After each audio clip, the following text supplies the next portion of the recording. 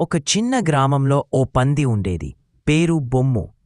ఆ పంది చాలా బొద్దుగా, బరువుగా ఉండేది.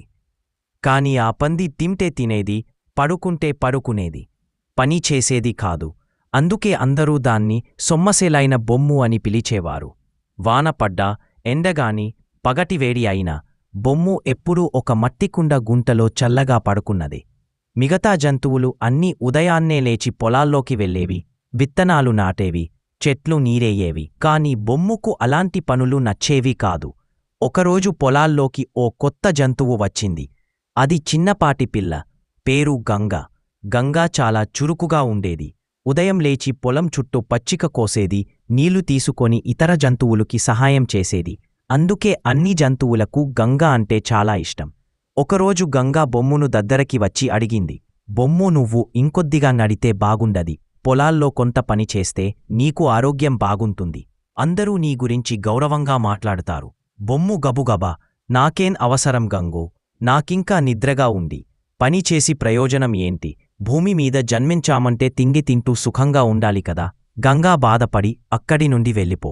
రోజులు గడిచాయి. అప్పటికీ బొమ్ము ఏమాత్రం మారలేదు. కాని ఒకరోజు గ్రామంలో పెద్దగా మేఘాలు కమ్ముకున్నాయి. అకస్మాత్తుగా ఘోరమైన తుఫాన్ వచ్చింది. చెట్లు విరిగిపోయాయి. నీళ్లు పొలాల్లోకి ప్రవహించాయి. జంతువుల నివాసాలు కొంతవరకు నాశనమయ్యాయి. అందరూ జంతువులు కలసి తమ గుట్టలని కాపాడేందుకు పనిలో పడిపోయారు. ఎవరికి తోచిన సహాయం వారు చేశారు. బొమ్మును కూడా పిలిచారు. బొమ్ము, వేగంగా రా. నీ మట్టిగుంట పూర్తిగా నీళ్ళో మునిగిపోతుంది. చుట్టూ చెట్లు కూడా పడిపోతున్నాయి. కాని బొమ్ము అప్పటికే మట్టిలో పడుకుని గాఢనిద్రలో ఉంది. పిలుస్తున్న స్వరం వినిపించకుండా పోయింది. అంతలో ఒక పెద్ద కొమ్మ బొమ్ముపై పడిపోయింది. బాధతో బొమ్ము అరవడం ప్రారంభించింది. నన్ను రక్షించండి. గింగ, బుజ్జినక్క, పెద్ద ఎద్దు వాళ్లంతా కలిసి బొమ్మును బయటకు లాగారు. చాలా కష్టపడటంతో చివరికి బొమ్ము బయటకు వచ్చింది. కాని చాలా బలహీనంగా అనిపించింది. అలసట, నీళ్ళో మునిగిపోయిన మట్టిగుంట అన్నీ కలిసిపోయి బొమ్ము పూర్తిగా చేతలేకుండా తయారైంది. తర్వాతి రోజు బొమ్ము కొంచెం మెలకువైనట్లు అనిపించింది. గింగా దగ్గరికి వెళ్ళి మెల్లగా అడిగింది. నిన్న నా ప్రాణాలు నీవల్లే. గంగు, నిజంగా కృతజ్ఞతలు. నన్ను క్షమించు. నాకిప్పుడే అర్థమైంది.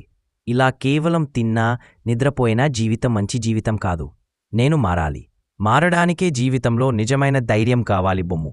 నువ్వు మార్చుకోగలవు. ఆ రోజు నుండి బొమ్ము కొంచెం కొంచెంగా తన అలవాట్లను మార్చుకోవడం ప్రారంభించింది. ఉదయం మెల్లగా లేచి గంగతో కలిసి తోటలో నీళ్లు పోయేది. పండ్ల చెట్ల చుట్టూ మట్టిని కలిపేది. ఎప్పుడూ కాకపోయినా రోజులో కొంతసేపు పని చేయడం మొదలుపెట్టింది. మొదట్లో ఇతర జంతువులు ఆశ్చర్యపోయాయి. ఇదేనా మన బొమ్మ అని ఆశ్చర్యపడ్డారు.